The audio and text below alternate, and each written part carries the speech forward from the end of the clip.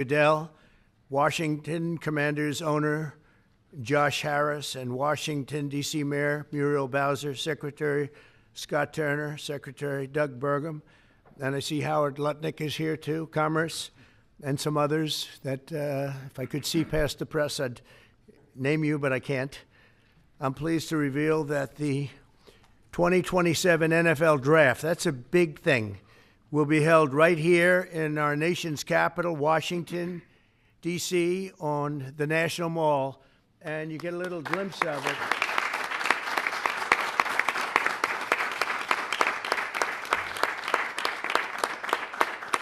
I was just saying to Roger, I don't think there's ever been anything like that. That's a good idea. In fact, maybe we could use it for other things also. I have an idea. It's going to be beautiful. It's going to be something that nobody else will ever be able to duplicate that, I don't suspect. It's very exciting. Every year, hundreds of young football players have their dreams come true as the NFL teams across the land, and you just saw that last week, select the best young players in America to join their ranks. Hundreds of thousands of football fans will travel all across our country to cheer them on in person. We expect, would you say, more than 100,000 people, I think. What is the capacity would you think it can hold? Because the mall can actually hold up to 1 million people if you go all the way back. What do you think? Over 3 days, we'll be over 1 million. Oh, yeah, you're going to be. Boosting local businesses and bringing jobs and tourism to the heart of our capital. The draft is a celebration of one of our country's most cherished cultural institutions and the annual highlights for football fans everywhere. Everyone in the world is going to be watching. We look forward to welcoming people from across the nation, from all over the world. Last month, the Washington Commanders and the D.C. government also announced a major deal to build a brand new 65,000-seat football arena at the site of the RFK Stadium in eastern Capitol Hill, and I don't think there is a better site anywhere in the world than that site. Incredibly exciting. You know, he's a friend of mine. He's a very successful guy. There's a reason for it. It's amazing. It sat there for years, and people were talking about stadiums in 25 different sites. I said, they're not talking about the best site. That's the best site there is. Bringing professional football back into the district from Maryland. And not only are these announcements great for the NFL, but they also advance the mission of making Washington, D.C. safe and clean and beautiful. And we're working very closely with the mayor, as you know, and we've made a lot of improvements in the last few months, and it's getting to look really strong. Crime is way down, and there's a good relationship we have going with Muriel. So I want to thank you very much. And would you like to say a few words? Thank you, Mr. President. The mayor, please. Thank you. Thank you. Well, I'm sorry. Well, greetings. I'm Muriel Bowser. I'm the mayor of the best city in the world and also the sports capital. And we are delighted to be here with the Washington Commanders, the NFL, and the president to talk about this very exciting announcement for Washington, D.C.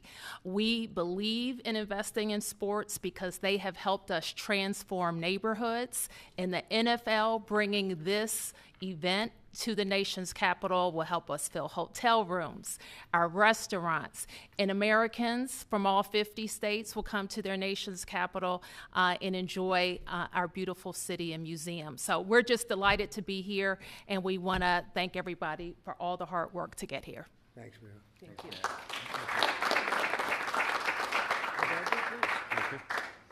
Well, Mr. President, thank you. We're honored to be here in the Oval Office, and to have you announce the 2027 NFL Draft is a special treat. So thank you for your support. Also, thank you for your support in the Commanders' new stadium. We agree it's going to be a great site. We think it's going to be great for our fans here, and it's great to come back home. And so we're very excited about that. Josh is leading the way on our behalf, and the mayor, so we thank both of them for that. We also want to thank you because in the first term, you helped us get a Canadian trade deal, which we want to make sure we note again and make sure you know. Canada does not like me too much. They gave a great American company a lot of money that you deserved, frankly. So. Thank you. The draft has really become one of the great entertainment and sports events. Just a week ago in Green Bay, we had over 600,000 people attend. The year before in Detroit, we had close to 800,000. As the president remarked, we believe we'll be well over 1 million when we come here to DC in 2027. So we not only believe it's a great site, we believe it's consistent with what the president said, which is investing in our communities, investing specifically here in the nation's capital, one that I grew up here in Washington, D.C., and is particularly important. We think we can have a tremendous impact on this community, and it will not just be an event, it will be something that will show the world how far the nation's capital has come and where it's going. So we're very excited about that. And we thank everybody here. We thank you for your support. We know it's going to be a great event. And Mr. President, we thank you again. Thank you very much. You're Roger. welcome. Good luck with it. Yes, thank you very much. Thank you. Mr. President, thank you very much. We wouldn't be here without you. Thank you for your leadership in terms of the stadium, and now, what a great day for Washington. I mean, to host the NFL draft in 2027 on the Mall. I believe we'll get over 1 million people, and it's going to be an amazing day, and it'll showcase what Washington's all about, but it'll also showcase what our country's all about. Washington is the gateway city to our country, and it'll be an amazing day, and we can't wait to get started. And I couldn't have done it without my partners, Roger Goodell, thank you, and Mayor Muriel Bowser.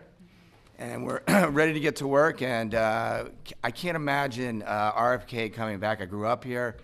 DC used to stop and on Sundays, and everyone would be inside watching football, or everyone would be glued at the stadium. And so we want to bring that back. And football really is as essential to the culture of America. We all love it. We all watch it, and it brings people together. And so what a great way to celebrate the United States of America, the NFL, and the Washington Commanders. And President Trump, we leave on your desk a Trump jersey. You are the ultimate commander, so it is a Commander's jersey. There's no bird on it, but we appreciate you, and thank you for everything you've done, and look forward to the future. Thank you very much. Thank you. And I have to say that Josh had a very good draft a short while ago. You have a very good quarterback. We do. A great quarterback, I think. Yeah, Very great. excited about Jaden. Any questions, please, about the stadium or any of it? Yeah, please. Yes. Thank you, President. Thank you very much. Yes, thank you so much. About the draft, and I would like to upcome an event that it was already mentioned here, the World Cup. Although United States, the passion here is football. For the World Cup next year, how do you envision, Mr. President, this event here in the United States? It'll be fantastic. I worked very hard to get the World Cup. It was, in fact, I think I have the trophy right here, right behind you. Don't have a picture taken with Roger and that trophy, by the way. But no, they brought it in. Johnny, who's a good guy, but he brought that in. That's the actual trophy. It's interesting that you asked that. And it's made at Tiffany's, and they're leaving it here until just before the actual World Cup. Then it goes to the champion. But that's very exciting. We have the Olympics. So we have both of them. I worked very hard in getting both, and I said, I'm not going to be able to be there as president. And then a strange thing happened. And it turned out I became president not for the term that I was supposed to be. I became president while we have the Olympics and the World Cup, and we have something that maybe surpasses everything, the 250th anniversary of our country. So that's going to be great. That's going to be a very big event, a year-long event. So thank you for the question. Very nice question. Yeah, please. Yes. So you've often said you want U.S. to be bigger, better, and stronger. Currently, Russia is the biggest country in the world by landmass, followed by Canada and then China. So when you say that you want to annex Canada, is it so that it would be the biggest country in the world? No, I never even thought of it that way, although I am a real estate developer at heart. I've never heard that question.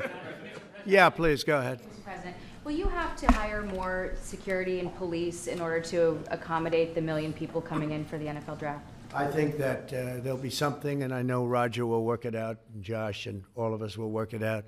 It's such an honor to have that. I think it'll be great for everybody, great for our country. It'll be something very special. There's no scene like it. There's no site like it. My whole life was based on sites, locations, and as soon as I looked at that rendering, it's going to be beautiful. It's going to really be beautiful. You know, interestingly, I didn't know exactly where it's sat relative to the Capitol, but the stadium, if you go back, is right behind the Capitol, miles behind, but nevertheless visually right behind it. So it's going to be an architect's dream, whoever the architect is chosen, and the owner. It's going to be something special. I think it's going to be great for the area. It will be top of the line. I know these people very well, and they only know about top of the line. And I would say that more will be put into the stadium than would be put into a identical stadium of a similar size. I think they're going to do a special, because of the importance of the location. I have no doubt they'll do a special job. Yeah, please. Can you explain a little bit about how you would implement tariffs on the film industry, kind of how that would work? Well, that's a different story, but our film industry has been decimated by other countries taking them out, and also by incompetence, like in Los Angeles. The governor is a grossly incompetent man. He's just allowed it to be taken away from, Hollywood. Hollywood doesn't do very much of that business. They have the nice sign and everything's good, but they don't do very much. A lot of it's been taken to other countries, and a big proportion.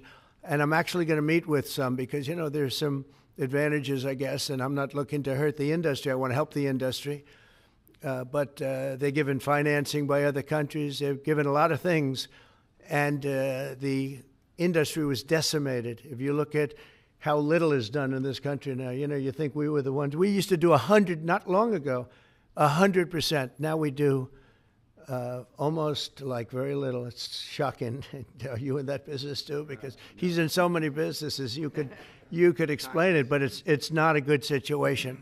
So we're going to meet with the industry. I want to make sure they're happy with it because we're all about jobs. That's all what it's very important. It's a big industry, but it's an industry now that's it's really left. It's abandoned the USA where it started, and we'll get it back. Yeah, please. Thanks, Mr. President. First, I just want to thank you for letting us in here. I'm with Zero Hedge, and the last administration banned us on social media, so we're really grateful to be in the White House. And this is not exactly sports related, but I've been dying to ask you this question for a long time, which is that 2.5 years ago, the Nordstream pipeline blew up. Yeah. And despite what people like John Brennan and all the hawks said, you were one person who said Russia probably did not blow up its own pipeline. Yeah, if you can believe, they said Russia blew it up, yeah. And so I'm wondering now that you're president, if you would consider launching a formal investigation into what happened there and who actually did blow it up. Well, probably if I asked certain people, I'd be able to tell you without having to waste a lot of money on an investigation. But I think a lot of people know who blew it up. But I was the one that blew it up originally because I wouldn't let it be built. And then when Biden got in, he allowed it to be built. And it's very interesting. But I think Russia, with the price of oil right now, oil's gone down. I think we're in a good position to settle. They want to settle. Ukraine wants to settle. If I weren't president, nobody would be settling. They're losing 5,000 people a day. Think of it. Here we talk about football. They're losing 5,000 people on average a week, mostly Russian soldiers and Ukrainian soldiers, 5,000 a week, not including people that are, killed as missiles go into areas that they shouldn't be. It's a very terrible thing, and I think we've come a long way, and it could be something will happen, but hopefully it will. As you know, President Putin just announced a 3-day ceasefire, which doesn't sound like much, but it's a lot if you knew where we started from, because they were not. We had a president that for 3 years didn't speak to Putin, and it all shouldn't have happened. This is a war that should have never happened. And you're going to be very disappointed when you find out the real number of people that were killed. It's far greater, many times greater, I believe, but far greater than the numbers that you're putting out. It's a very, very deadly, horrible war. Okay? Yes, ma'am. Thank you, Mr. President. Some Catholics were not so happy about the image of you looking like the Pope. Oh, I see. You mean they can't take a joke? You don't mean the Catholics. You mean the fake news media. Not the Catholics loved it. I had nothing to do with it. Somebody made up a picture of me dressed like the Pope, and they put it out on the internet. That's not me that did it. I have no idea where it came from, Maybe it was AI, but I know nothing about it. I just saw it last evening. Actually, my wife thought it was cute. She said, "Isn't that nice?" My question about Actually, I would not be able to be married, though. That would be a lot. I'd have to the best of my knowledge, popes aren't big on getting married, are they? Not that we know of. No. I think it's the fake news media that, they're fakers. My question, though, sir, was about the fact that it was put out on the White House account, even though it was AI generated, it was a joke, it was a meme. Does it at all diminish the substance of the official White House account to have it go out on that particular channel? Give me a break. It was just somebody did it in fun. It's fine. Have to have a little fun, don't you? Yeah, please, go ahead. Tell me about the program that's just been introduced to give undocumented immigrants living in the United States About me? $1,000 to self-deport. Can you just tell us a little bit? Oh, the new program, yeah. We have millions of people that have come into this country illegally through an administration that didn't know what they were doing. They didn't have a clue. And now we find out officially they didn't because the president was incompetent, but I could have told you that before.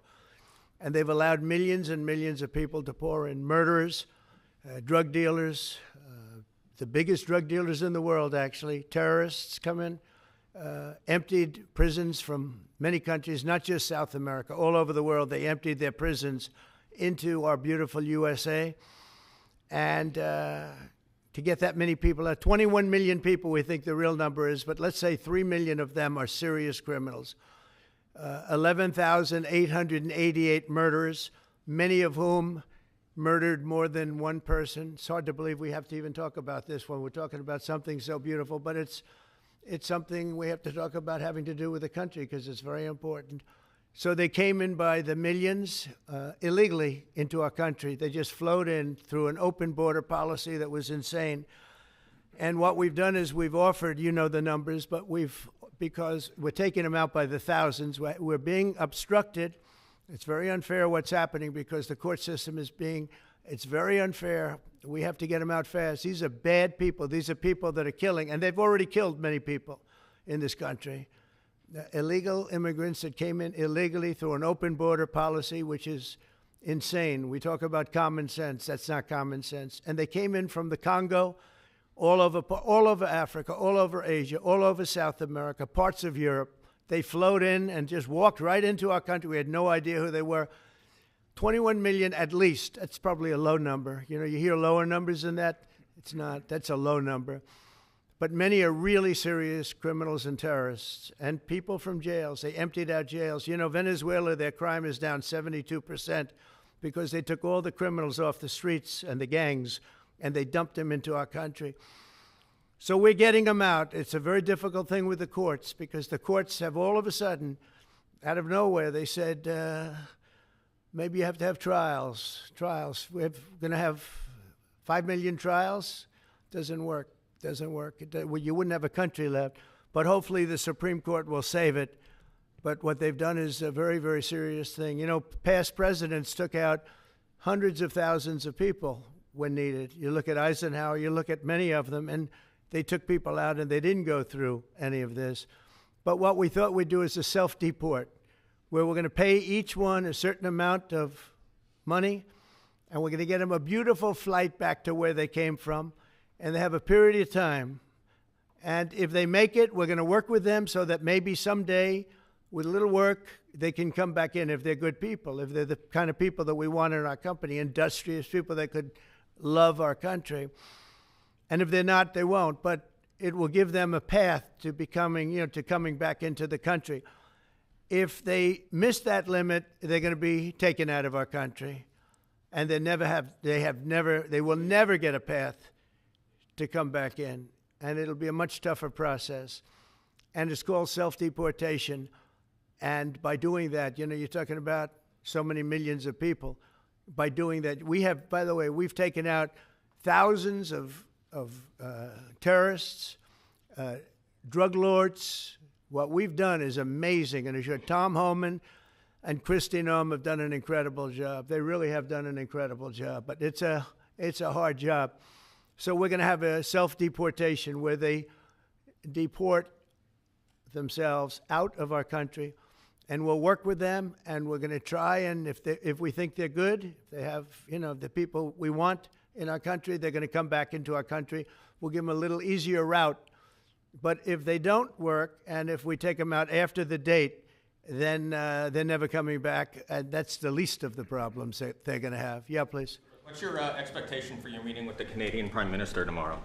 I don't know. He's coming to see me. I'm not sure what he wants to see me about, but I guess he wants to make a deal. Everybody does. They all want to make a deal because we have something that they all want. We have something that they all want. China wants to make a deal very badly. You see what's happening to China? China's being decimated, and I don't want that to happen. But they have to make a fair deal. We were losing hundreds of billions of dollars a year. We were losing think of it, on our trade policies with Biden. We're losing $5 billion a day. I think Josh, as a great businessman, would not let that happen too long, right? How many groups could lose $5 billion a day?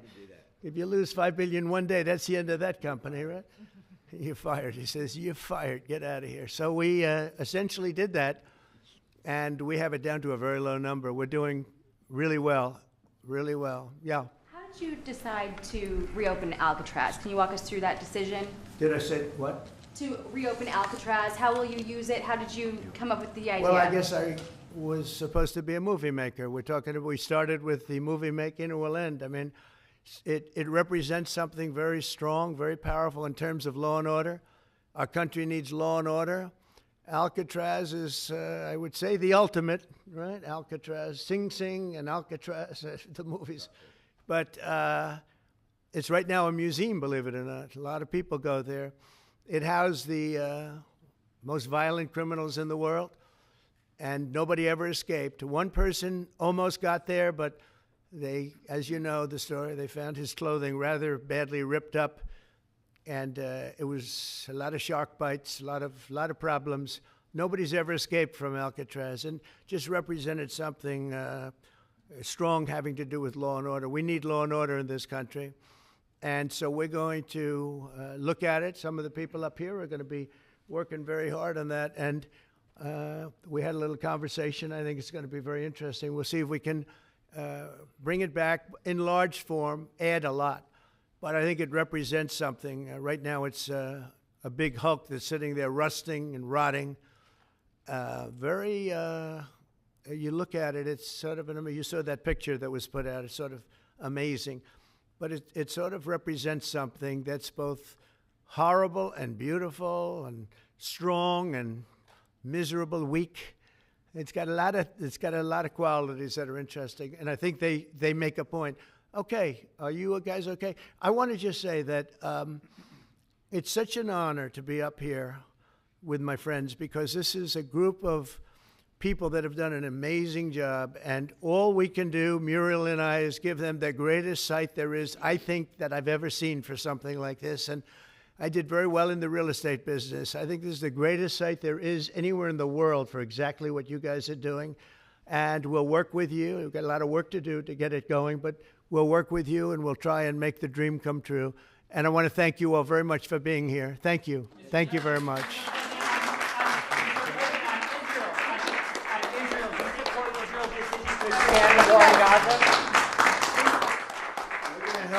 We're going to help the people of Gaza get some food. People are starving, and we're going to help them get some food. A lot of people are making it very, very bad. If you look, Hamas is making it impossible because they're taking everything that's brought in. But we're going to help the people of Gaza because they're being treated very badly by Hamas. Thank you very much, everybody.